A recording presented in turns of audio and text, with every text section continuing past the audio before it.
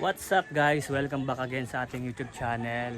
Ayan. So for today's video, another upload lang tayo dito sa ating YouTube channel, no? Ayan. So yung asawa ko katapos lang maglaba. At ito na pala ngayon yung mga alaga naming white leghorn, no? So sila ay magpa 5 months na nitong May 25. Ayan. So pungos-pungos na yung kanilang mga palong. Ayan si Bingbing. Balbas na lang ang titira sa kanya. Ayan. Sakit na ka. Si Bongbong ayun. So sa mga latest video natin, pinakita natin kung paano siya pungusan, no? So gwapo na. At parang hindi sila talagang pure na white leghorn eh. Kasi ang kanilang mga paa hindi talaga dilaw. Dahil yung pure na white leghorn is dilaw na dilaw yung paa. Siguro yung ano to, mga breed na to, kaya ganito yung itsura.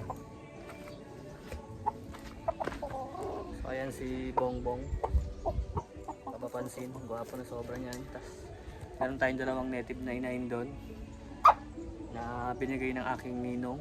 So papalakihin natin yon, at kapag lumaki yon ay i-breed natin sila dito sa dalawang white leghorn na to. Sana lang puro silang mga inahin dalawa, kasi parang lalaki yung isa pero hindi ko pa sure, no? Pero sana po pares sila babae para sabay silang i-breed, no? Tag-isa sila, si Bongbong at si Bingbing. Yan, tag-isa sila. So pakita ko sa inyo ulit.